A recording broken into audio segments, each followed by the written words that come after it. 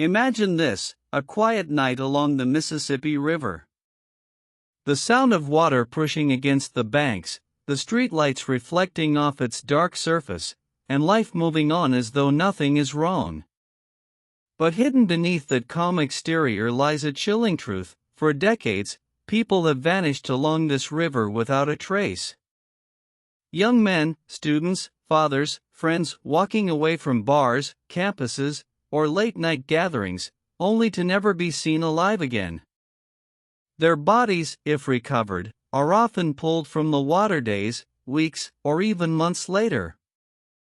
The official reports list many of these cases as accidental drownings. But families insist otherwise. Tonight, we're diving into the unsolved disappearances along the Mississippi, disappearances that stretch across multiple states, multiple decades, and carry eerie similarities too disturbing to ignore. Were these victims simply unlucky? Or are we looking at something far darker: organized crime, a serial predator, or even a network of coordinated attacks hidden in plain sight? The Mississippi is not just a river. It's a boundary line, a divide between life and death, safety and danger, truth and lies. And as we peel back the layers of police reports, eyewitness accounts, and forensic evidence, you'll begin to see why so many families refuse to accept accidental drowning as the final word. Over the course of this documentary, we'll examine real cases one by one. We'll hear from grieving families, examine questionable autopsies, and ask why local law enforcement agencies often close files without deeper investigation. And we'll confront the bigger question: why do so many of these disappearances share the same disturbing pattern? Young, healthy men, last seen near water, suddenly gone. This isn't just a story of crime. It's a story of silence. Silence from institutions. Silence from investigators. And silence from the river itself, which keeps its secrets well hidden. But tonight, we're not staying silent. We're asking the questions that authorities never fully answered. Because if we don't, the river will keep swallowing lives, and the truth will stay buried beneath the current. The Mississippi River, a giant of American history. Stretching over 2,300 miles, it weaves through 10 states, shaping lives, cultures, and economies. It has been called the backbone of America, a river of power, beauty, and resilience. But behind its calm surface lies another story, one that few talk about openly. A story of shadows, silence, and unanswered questions. For decades, people have vanished along this river: students, workers, travelers, and strangers, some found days later, others never seen again. Were these accidents? Tragic drownings? Or is there something more sinister at work beneath the surface of America's most iconic river? This is not one disappearance. Not even two. This is a pattern that stretches across time and states, leaving families in grief and communities searching for answers. From college towns to small river cities, the Mississippi has carried away more than water; it has carried away people, and with them, the truth. In this documentary, we will uncover the stories behind these vanishings, explore theories from police, families, and investigators, and ask the question: what secrets does the silent river keep hidden in its depths? This is part 1. Welcome to the mystery of the silent river. The river's dark reputation. The Mississippi River has always been more than a body of water. It is a force, a living presence. To Native American tribes, it was sacred. To settlers, it was opportunity. To writers like Mark Twain, it became a symbol of freedom, danger, and destiny. But from the very beginning, the river carried with it a darker reputation. Floods destroyed towns. Storms swallowed ships. Bodies surfaced with no names, no histories, and no one to claim them. In the 1800s, the Mississippi was infamous for crime. Pirates lurked in river towns. Murders were common, and the river often became the perfect place to hide evidence. If someone went missing, the water usually told no stories. Over time, legends began to form. Tales of spirits haunting the riverbanks, whispers of cursed stretches where boats capsized again and again, and stories of men who stepped into the night air, never to be seen again. But these weren't just legends. They were warnings. Because generation after generation, the river's dark reputation was reinforced, not by folklore, but by fact. Too many who disappeared near its waters never came home. Some call it coincidence. Others believe the river itself is to blame: unpredictable currents, dangerous drop-offs, and icy waters that claim lives without mercy. Yet, in the last 50 years, the disappearances began to look less like accidents, and more like something calculated. The Mississippi was once feared for its floods. Now, it is feared for its silence. Silence about the lives it has taken, and the mysteries it has left behind. Across the Midwest, towns along the Mississippi thrive on their universities. Thousands of students live, study, and celebrate in riverfront cities like Minneapolis, La Crosse, and Dubuque. But beneath the energy of campus life, an unsettling pattern has emerged. Year after year, healthy, athletic young men, often after a night out with friends, vanish. Their last known locations? Just blocks away from the river. Their bodies are sometimes recovered days, even weeks later, pulled from the Mississippi. And while officials often call these accidents drownings after too much alcohol, families and investigators see something else. A pattern too precise to ignore. One of the most chilling theories to emerge is known as the Smiley Face Killer theory. Retired detectives claim that dozens of these drownings were not accidents at all, but murders, connected by strange graffiti, a smiley face, found near many of the sites. Authorities have never officially confirmed this theory. Many police departments dismiss it as coincidence. But for families of the victims, the similarities are too strong to ignore. They were sons, brothers, friends, men with promising futures. Their final moments remain a mystery. Were they lured? Followed? Or simply unlucky? Each case seems to blur the line between tragedy and crime. As we look deeper into the student disappearances along the river, one truth becomes clear: whether accident or something darker, the Mississippi has become a graveyard for far too many young lives. But college towns are only one piece of the puzzle. Beyond the campuses, the river's silence grows louder. Ordinary men and women, travelers and workers, they too have vanished into its depths. At first glance, the cases may seem isolated. A student after a night of drinking. A worker heading home. A traveler passing through town. But when we step back, a larger picture begins to emerge. Victims are most often men between the ages of 18 and 40. Many are physically fit, intelligent, and have no history of mental illness. Most vanish at night after leaving a party, a bar, or a gathering near the water. Their disappearances almost always follow a familiar timeline. They are reported missing in the late hours. Search efforts begin. Then, days or weeks later, their bodies surface downstream, often with no signs of struggle that can be clearly proven. And then there is the timing.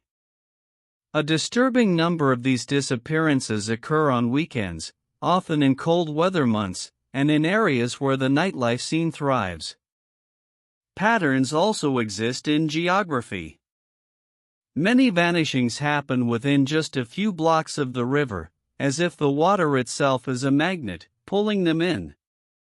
But others believe it's not the river that draws them, it's someone leading them there. For families and independent investigators, these similarities cannot be coincidence. Too many men. Too many weekends. Too many riverside towns telling the same story. Some believe these are serial crimes, carefully staged to look like accidents. Others point to the possibility of organized groups, predators who know how to hunt in the shadows and leave behind almost nothing. Whatever the truth may be, the patterns raise chilling questions. Questions that law enforcement has struggled to answer, or, some claim, has chosen to ignore. To understand the resistance and controversy surrounding these cases, we must turn to the official story and why police often call these tragedies accidents, even when the evidence feels far from simple.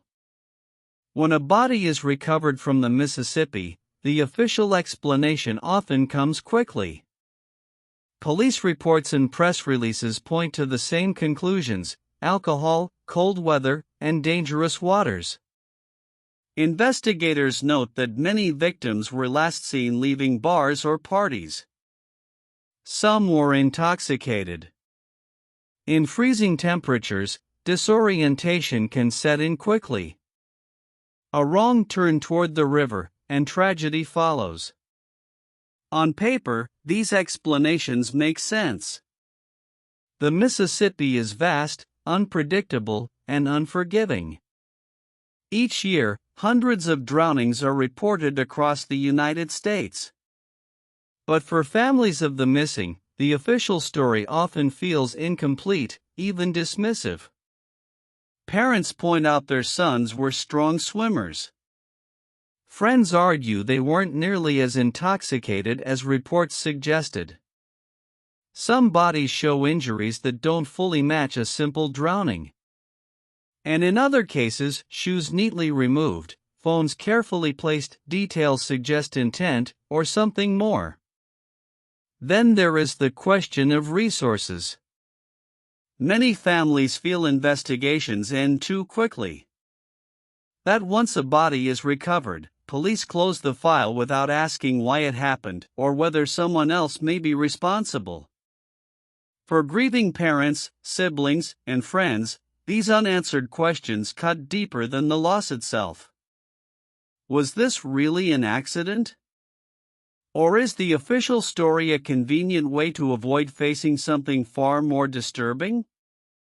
And if these deaths are more than just accidents, then we must ask, why would officials downplay them? Is it lack of evidence, lack of resources, or something they do not want us to see? To uncover this, we need to explore the theories, the whispers of serial killers, organized groups, and predators that stalk the river's edge. Theories dismissed by some, but believed by many. For years, whispers of something darker have surrounded these disappearances. Too many young men, too many riverside towns, too many similarities. The conclusion some investigators reached was chilling: these are not accidents, but murders. The most infamous of these ideas is known as the Smiley Face Killer theory. Retired New York detectives Kevin Gannon and Anthony Duarte believed the drownings of dozens of young men across the Midwest were the work of a group of killers, organized, calculated, and leaving behind their calling card, a smiley face painted near the scenes. The theory suggests these men were targeted, drugged, abducted, and then disposed of in the river to make their deaths appear accidental. According to Gannon, more than 40 cases shared too many coincidences to be dismissed. Authorities, however, have never endorsed this idea. The FBI reviewed the theory in 2008 and stated they found no evidence of a serial killer network. Local police departments often point back to alcohol, cold nights, and missteps near the water. Yet for families, the explanations feel too neat. If these are only accidents, why are the victims so similar? Why do these drownings keep happening in the same way, in the same places, year after year? And if there is truth in the theory, if predators are out there, stalking nightlife scenes near the river, then it would mean these men are not just victims of bad luck, but prey in a hunt that has gone unnoticed for decades. But serial killers are not the only explanation. Others believe these deaths may be linked to hidden networks, organized groups with motives darker than we dare to imagine.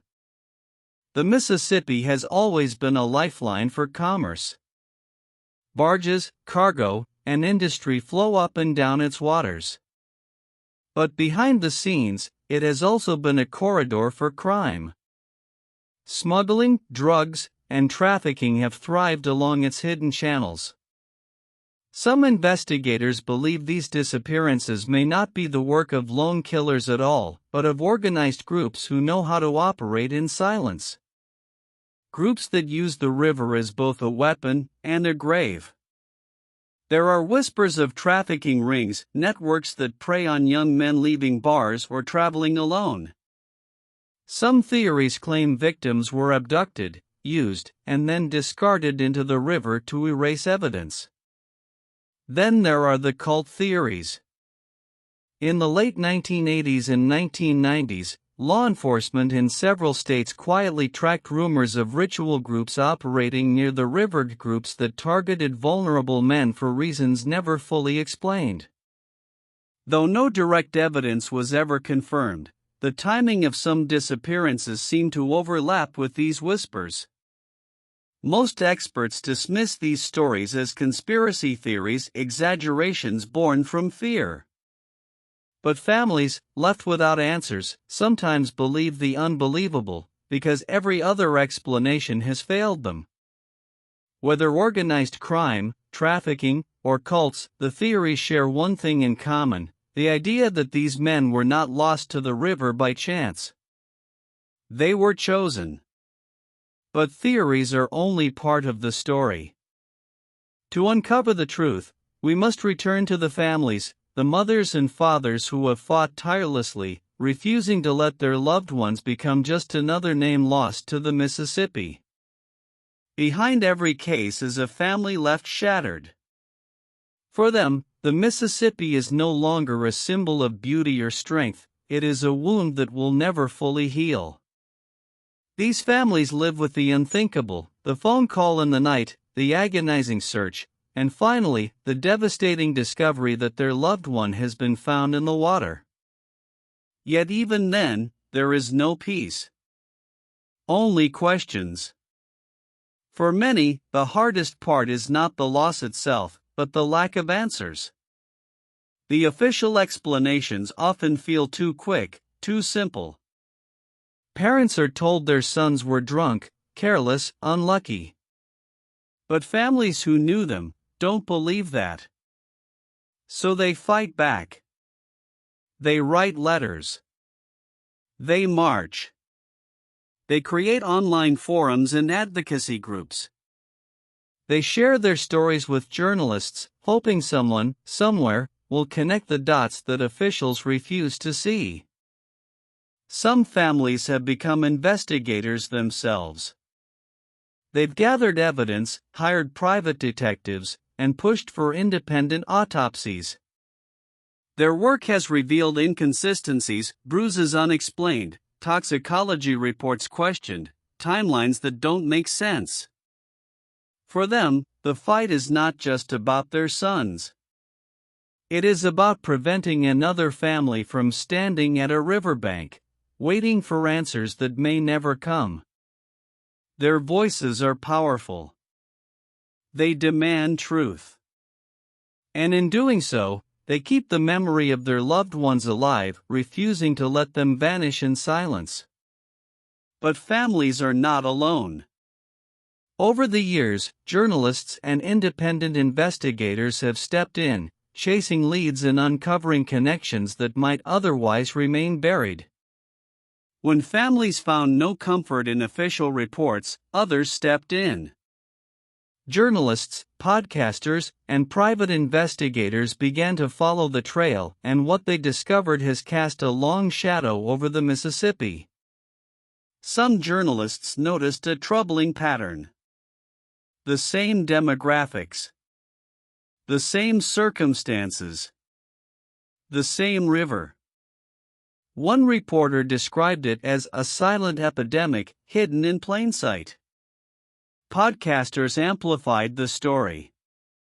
Their voices reached thousands, and listeners began connecting their own dots. Suddenly, these cases weren't isolated tragedies, they were a collective mystery. Private investigators also joined the search. They spoke with bar staff, re-examined autopsies, and reviewed security footage. In one case, a private detective revealed bruising on a victim that suggested a struggle, a detail the original report had overlooked. Others used data.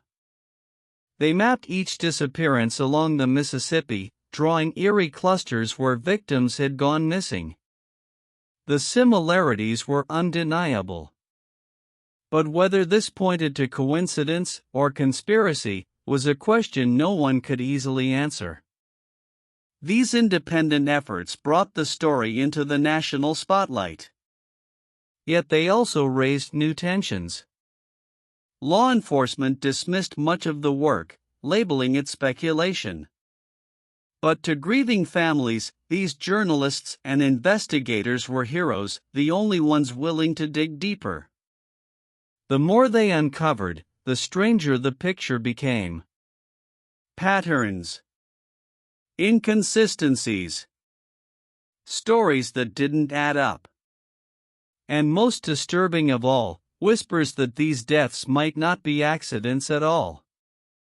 In the next chapter, we follow the theories that have emerged. From tragic coincidence to something far more sinister. For years, debate has raged. Are these tragedies merely coincidence, or is there something far more sinister beneath the surface of the Mississippi? On one hand, there are those who argue it's simple misfortune. A dangerous mix of alcohol, late nights, and treacherous waters. Each case, they say, is tragic but not connected.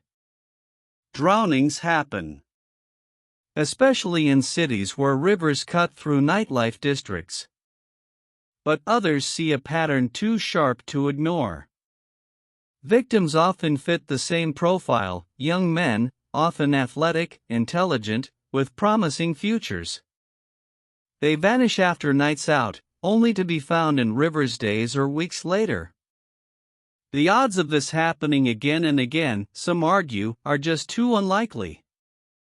And then there are the theories. Some suggest organized foul play, predators targeting victims in nightlife areas. Others whisper about secret groups, a so-called network of killers who use the river as their dumping ground. Still more believe these are cover-ups, crimes dismissed as accidents to keep fear from spreading. The most infamous theory is known as the Smiley Face Killer's hypothesis, the idea that a coordinated group may be responsible for dozens of drownings across the U.S., with the Mississippi as one of its central hunting grounds. Of course, not everyone believes. Critics argue the evidence is circumstantial at best. The human mind is wired to see patterns, even where none exist.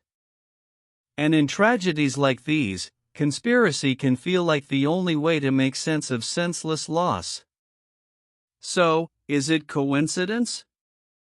Or conspiracy? The truth, for now, lies somewhere in the shadows, just like the Mississippi itself. In the next chapter, we'll take a closer look at one of the most disturbing theories of all, the so-called Smiley Face Killers. In 2008, two retired New York City detectives dropped a bombshell. They claimed that dozens of drowning deaths across the United States weren't accidents at all, but the work of a coordinated group of killers. They called it the Smiley Face Killer theory. The name comes from graffiti, a simple smiley face often found near the sites where victims were pulled from rivers. To detectives Kevin Gannon and Anthony Duarte, this was no coincidence. They believed the symbol was a calling card, left behind like a twisted signature. The theory suggests that a nationwide network of killers targets young men, usually college-aged, athletic, and high-achieving. After a night out, the victims are abducted, killed, and then dumped into nearby rivers. The smiley face graffiti is left as a chilling marker of the crime. But is it true? Critics argue the evidence is weak. Smiley face graffiti is one of the most common tags in the world. And drownings, sadly, are also common. Law enforcement across multiple states has largely dismissed the theory, calling it a conspiracy fueled by grief and fear. Yet, the similarities are disturbing. Victims vanish in eerily similar circumstances. Friends report sudden disappearances just outside bars. Phones are found smashed. Bodies often show signs of struggled bruising, marks, details sometimes overlooked in official reports. To families, the smiley face killer theory isn't just plausible, it's the only explanation that fits. They believe their sons were targeted, stalked, and silenced, their deaths staged as accidents to hide the truth. Whether real or imagined, the smiley face killer theory has taken hold in the public imagination. Documentaries, podcasts, and books have spread the idea far and wide. And for many, the Mississippi River has become central to this chilling narrative. In the next chapter, we go beyond the theory into the science. What do forensic experts and water recovery specialists say about these cases? Do the rivers themselves hold answers, or do they only deepen the mystery? Beyond theories and speculation, there is the science. Forensic experts, water recovery specialists, and pathologists have spent years studying these cases. And their findings reveal both the dangers of rivers and the mysteries they continue to conceal. The Mississippi is not just any river. It is powerful, unpredictable, and deadly. Its currents can sweep away even the strongest swimmer. Visibility beneath the surface is near zero. For search and recovery teams, it is like hunting in the dark. Experts explain that bodies in water often behave differently than expected. Depending on temperature, clothing, and current, a body may sink, drift for miles, or resurface days, even weeks, later. For investigators, this complicates time of death, location, and cause. Autopsies in many of these cases list drowning as the cause of death. But families and independent investigators point to anomalies, marks on wrists that look like bindings, unexplained bruises, or low alcohol levels inconsistent with police conclusions. Dr. Cyril Wecht, one of America's most respected forensic pathologists, has publicly questioned some of these cases. He argues that several deaths show evidence of foul play, evidence overlooked or ignored by official reports. Other forensic specialists counter that injuries seen on recovered bodies can easily result from currents, rocks, or time underwater. In their view, what looks like foul play may be nothing more than the river itself. The science, then, does not close the case, it deepens the divide. Do these bodies tell the story of tragic accidents, or are they silent witnesses to crimes staged as drownings? And if the science cannot answer the questions, some turn to the psychology. Who could commit such acts, and why? In the next chapter, we explore the criminal mind and the profiles of predators who may be hiding in plain sight. If the Mississippi River deaths are not coincidences, then someone or perhaps several people are behind them. But who could commit such crimes? And what kind of mind would it take to turn a river into a graveyard? Criminal profilers suggest that if foul play is involved, the suspect would fit the pattern of a highly organized predator. Someone intelligent, patient, and skilled at manipulation. These victims, after all, were not taken in the middle of the day, they vanished in the chaos of nightlife, where distractions are everywhere. Some psychologists believe the killer or killers may derive power not only from the act itself, but from the mystery that follows. The lack of resolution, the unanswered questions, become part of their satisfaction. In terms of motive, theories vary. Some experts suggest thrill-seeking killers who see themselves as hunters, choosing their targets with precision. Others point to a more ritualistic drive, killings meant to send a message, or to bind members of a group together in secrecy. The FBI has long studied serial predators who target strangers. They note that such killers often operate in areas of high transience, highways, rivers, college towns. Places where victims can disappear without immediate notice. The Mississippi, running through dozens of cities, fits that profile perfectly. And if more than one person is involved, as the smiley face theory suggests, the psychology becomes even darker. Group killings are rare, but when they occur, they rely on secrecy, ritual, and shared obsession. It would mean not just a predator, but a brotherhood of predators. Whether a lone killer, a group, or simply the merciless randomness of chance, the psychology behind the Mississippi deaths leaves a haunting truth: someone, somewhere, may be hunting. Or, perhaps no one is. And that is what makes the mystery so terrifying. In our final chapter, we return to the people left behind, the families, the communities, and the questions that may never be answered. The Mississippi has carried away lives, and perhaps, the truth itself. The Mississippi has been called the backbone of America. A river of history, of commerce, of culture. But for some, it has become something else entirely, a place of loss, of unanswered questions, of grief that runs as deep as the water itself. Across cities and towns along its banks, families still wait for answers. Each disappearance leaves an empty chair at the table. Each recovery from the water brings both closure and more questions. The legacy of the Mississippi deaths is not just tragedy. It is also resilience. Families have formed support networks. Advocates continue to push for investigations. Journalists and podcasters keep the cases alive in the public mind.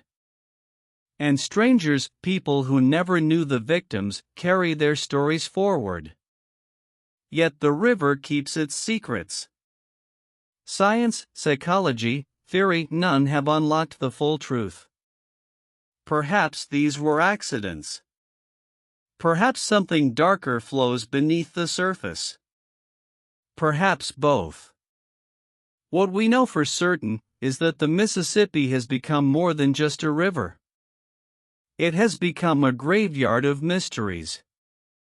For the families, for the investigators, and for those who will one day walk along its banks unaware of what happened here, the Mississippi remains a question without an answer. Silent. Watching. Carrying its secrets into the shadows. The Mississippi River has long been a place of both beauty and danger. To understand the vanishings tied to it, we must first look at the psychology of disappearance. Why do people, often young, often healthy, often seemingly happy, vanish near water? Psychologists suggest that some cases may be linked to what's known as situational vulnerability. Picture this: a young man leaving a bar late at night. He's had too much to drink, his senses dulled, his awareness limited. The riverbank becomes a silent predator, no fences, no warnings, no resistance. An accidental slip can mean tragedy. But the question is, why does this pattern repeat again and again across states, across years? If alcohol or missteps were the only explanation, surely we'd see the same pattern in every city, on every river. Yet, we don't. The Mississippi cases stand out, clustered, unnervingly similar. Some experts propose psychogenic fugue, a rare mental state where individuals suddenly lose their identity, wander off, sometimes never returning. Could some victims have fallen into such states, their lives unraveling quietly before dissolving into the river's current? Possibly. But again, the families argue this doesn't explain the sheer consistency. Too many young men. Too many students. Too many last sightings by the water. Then there's the darker psychological theory, that of coercion or manipulation. Could predators be skilled at identifying vulnerable victims? Could they be lured, tricked, or even drugged before being led to the river? Some survivors in nearby cities have described moments where they felt suddenly dizzy, disoriented, as though something had been slipped into their drinks. Not all of them ended in disappearance, but enough raised suspicion. The psychology of disappearance is not only about the victims, it's about the families too. For every case, there is a mother replaying her last conversation, a father blaming himself for not protecting his child, siblings who refuse to accept accident as a final explanation. The human brain craves closure. And in the absence of answers, it builds scenarios, sometimes hopeful, often nightmarish. So yes, psychology may explain a few of these cases. Drunken mistakes. Disorientation. Sudden, rare mental breaks. But when dozens of nearly identical stories pile up, all pointing back to the Mississippi, the psychological explanation begins to feel less like truth and more like a convenient excuse. And that leads us to the larger, unsettling question: if the psychology of disappearance can't account for everything, then what or who is truly at work along the river? For every disappearance along the Mississippi River, there are dozens of unanswered questions. But hidden among these dark stories are the voices of the almost victims, survivors who escaped, witnesses who saw something, and locals who sensed danger before tragedy struck. Their accounts may be the most important clues we have. Take, for instance, the story of Michael, a college student from Iowa. After a late night with friends, he started his walk home along the riverfront. He later told investigators that a stranger followed him for nearly 3 blocks, keeping pace in the shadows. Michael felt uneasy, but before he could react, the figure suddenly vanished into an alleyway. Hours later, another young man, same age, same build, same last known path, was reported missing. His body was found in the river 3 days later. Then there's the case of Angela, a young woman jogging near the river in the early morning hours. She swore she heard screams, faint but urgent, coming from the water. When she called for help, police conducted a brief search but found nothing. Weeks later, another disappearance was logged in the very same area. Was Angela hearing the desperate cries of someone moments away from vanishing? Some witnesses report mysterious figures, strangers hanging around the riverbanks with no clear purpose. One fisherman recalled seeing a group of men watching silently as a young student stumbled along the edge of the water. When asked about it later, police said no suspects were ever questioned. The fisherman insists that night still haunts him. It was like they were waiting for something to happen. There are also stories of survivors who describe strange blackouts. A few young men reported waking up soaked, miles from where they had last been seen, with no memory of how they ended up near the river. One survivor, Kevin, recalled leaving a bar with friends, only to remember nothing until waking up on a muddy bank at sunrise. His clothes were torn, his shoes missing. Police ruled it an accident. Kevin remains convinced that someone tried to drag him into the water, but he somehow escaped. These near-miss accounts suggest a chilling possibility that not all of these vanishings are chance drownings. That some victims may have been targeted, stalked, drugged, or coerced. That predators may be exploiting the cover of night, the vulnerability of intoxication, and the silence of the river to carry out their crimes. But here lies the tragedy: eyewitness testimonies are often dismissed. Without hard evidence, without video footage or clear suspects, police tend to write off these accounts as unreliable. Survivors are told they were drunk, disoriented, or simply imagining things. And with that, their stories fade into the same silence that swallows the victims themselves. Still, when you piece these accounts together, a disturbing pattern emerges. Strangers following victims. Sudden blackouts and missing time. Eerie screams in the night. Unexplained groups near the water. One story may be coincidence. 10 stories may be chance. But dozens of similar stories, spanning states and decades, all along the same river? That begins to sound less like accident, and more like a silent predator hiding in plain sight. As we continue this journey down the Mississippi, these voices, the survivors, the near victims, the witnesses who saw what others refused to see, may hold the key to understanding what's really happening along America's silent river. The Mississippi River is often called the lifeblood of America. Stretching more than 2,300 miles, it passes through or borders 10 states, touching countless towns, cities, and communities. For centuries, it has been a symbol of connection, commerce, and culture. But in the dark corners of investigative theory, the Mississippi is seen as something else, the perfect dumping ground. A serial killer's silent accomplice. Criminologists point out that rivers like the Mississippi are what they call transient zones. They move through multiple jurisdictions, meaning that if a body is found, the investigation often becomes complicated. Was the victim abducted in Minnesota, dumped in Iowa, or carried downstream into Missouri? Who has legal authority? Who takes the lead?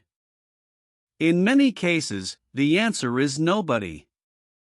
Serial killers have long used water as a way to erase evidence. Bodies decompose faster in moving currents, DNA washes away, and toxicology reports often come back inconclusive. A person dumped in the Mississippi may resurface days or weeks later, if at all, stripped of the clues investigators desperately need. One of the most chilling theories surrounding these disappearances is that the river has become a highway for killers, a place where patterns of disappearances can occur without drawing immediate suspicion. Each city blames alcohol. Each jurisdiction closes the case as accidental drowning. But when you connect the dots, the river itself becomes the line that ties them together. Think about this: many of the victims are young men, often in their late teens or 20s, college students, athletes, promising futures cut short. They are last seen leaving bars or social gatherings late at night. They vanish near water. And their bodies, if recovered, show few signs of struggle, often too decomposed to yield answers. This hauntingly mirrors the infamous Smiley Face Killer theory, where dozens of drownings across Midwestern states were suspected to be the work of one or more organized predators using rivers to mask their crimes. While police dismissed much of this theory as conspiracy, independent investigators argue the similarities are far too exact to ignore. The Mississippi, with its vastness and constant movement, would be the perfect stage. A killer could operate in one city, strike again hundreds of miles downstream, and leave investigators chasing shadows. Unlike fixed crime scenes, rivers don't stay still. They wash away footprints, scatter belongings, and move evidence into the depths. Some locals whisper about truck drivers, drifters, or even groups who might use the river as part of their movements, predators hiding in plain sight, exploiting America's most iconic waterway. Could the river itself be their shield? Could its length and lawlessness provide the cover that's kept them hidden for decades? This theory terrifies families, because it suggests their loved ones weren't victims of chance or carelessness. It suggests they were hunted. It suggests that while police wrote accidental drowning on the report, the reality may be far darker. The Mississippi River has been called many things: the father of waters, Old Man River, the backbone of America.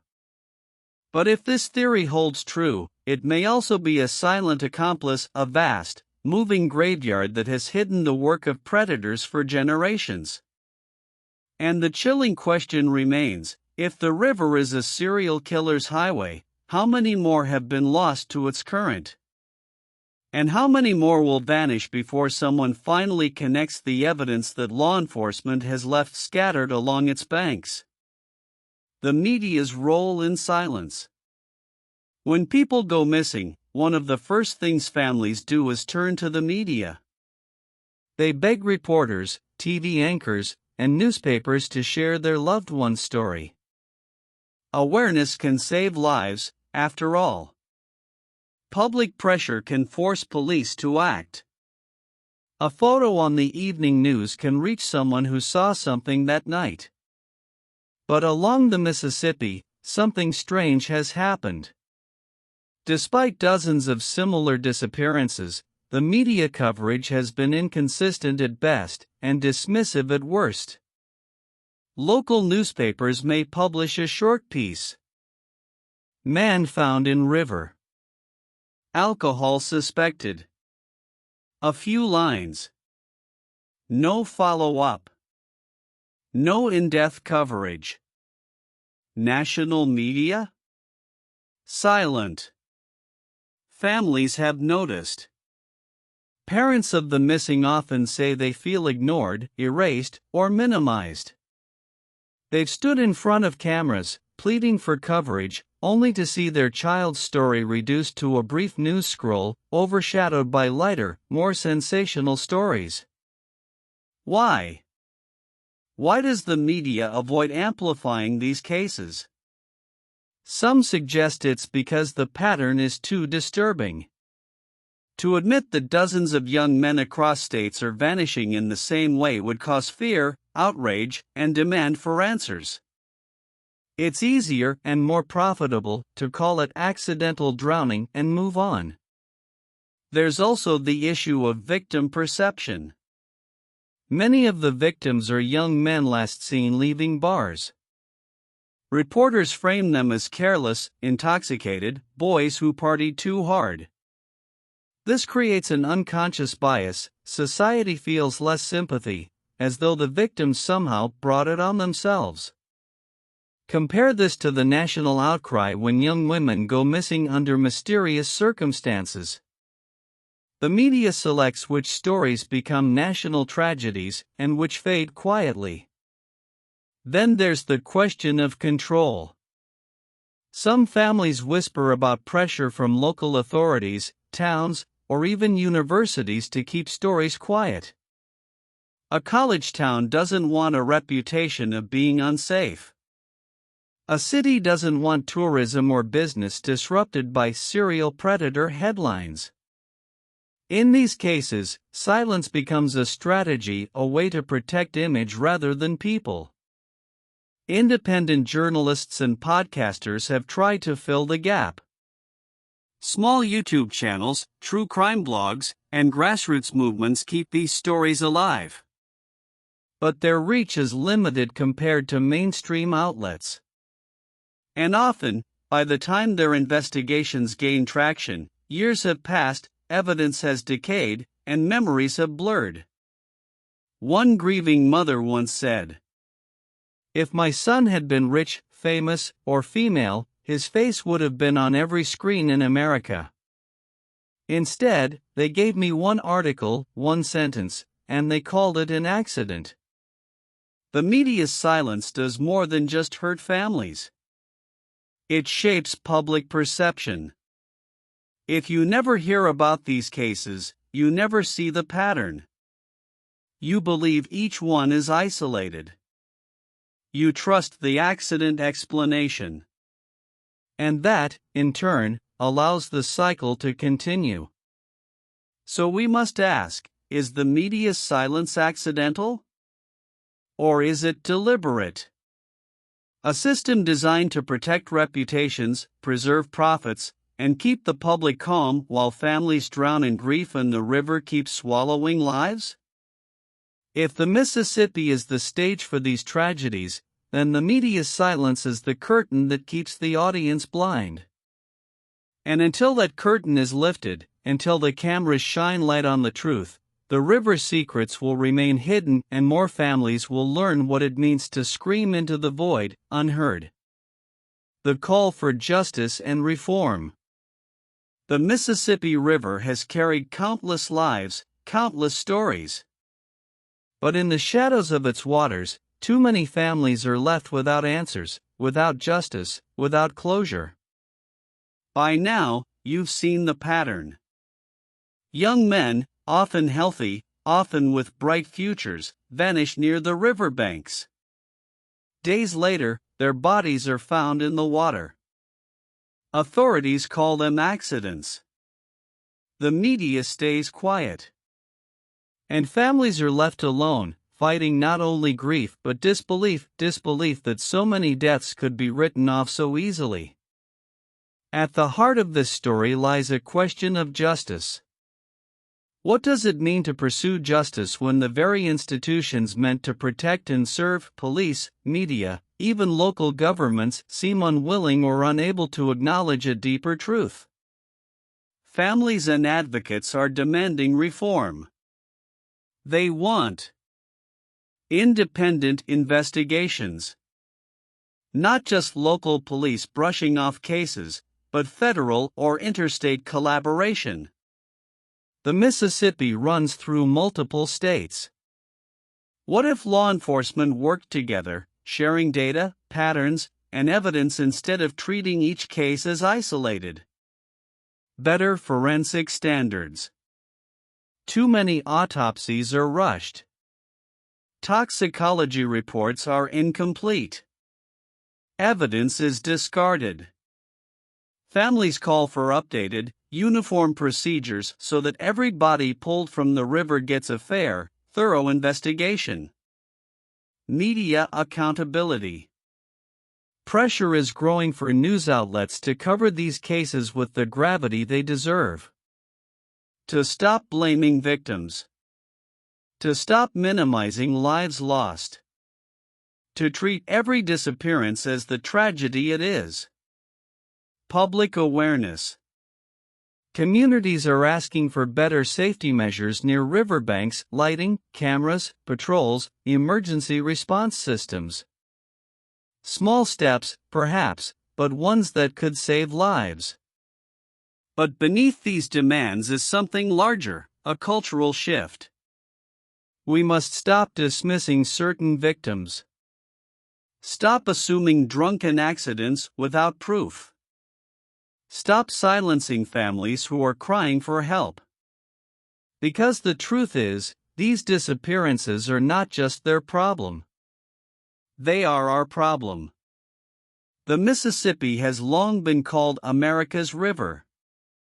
It shaped towns, trade, and culture. But if we allow its waters to become a graveyard of unanswered questions, what does that say about us? What does that say about justice in America, when dozens of lives can vanish into a river, and society shrugs its shoulders? For reform to happen, pressure must come from us, the people. Every view, every share, every conversation forces these stories into the light. Families need allies, voices loud enough to break the silence. Because silence is what has kept this mystery alive for so long. One father of a missing young man once said, "The police told me my son drowned. I asked them, how do you drown a smile? How do you drown a future? How do you drown all the questions I still don't have answers to?" Justice isn't just about catching someone or naming a culprit. Sometimes, justice is simply demanding the truth. Demanding accountability. Demanding that our institutions value every life equally, regardless of circumstance. The Mississippi story isn't finished. But whether it becomes a story of continued silence or a story of truth, reform, and justice depends on us. So, as we close this chapter, we ask you, don't let these voices fade. Don't let these cases drown in obscurity. Keep asking. Keep pushing. Keep shining a light on the silent river until silence is no longer an option. The Mississippi keeps flowing. Families keep waiting. And still, the questions remain unanswered. Were these young men victims of chance, or were they targeted? Was this simply nature taking its course, or has something more sinister been hiding in plain sight for decades? If you believe these cases deserve answers, if you believe every missing person deserves to come home, and every family deserves the truth, then help keep these stories alive. Like this video, share it with others, and leave a comment with your thoughts, theories, and experiences. Your voice matters. Awareness matters. And if you haven't already, subscribe to this channel. Because here, we don't let unsolved cases fade into silence. We give them a voice. We give them light. And together, maybe one day, we'll give grieving families the justice they've been waiting for. Until next time, stay safe, stay alert, and never stop asking questions.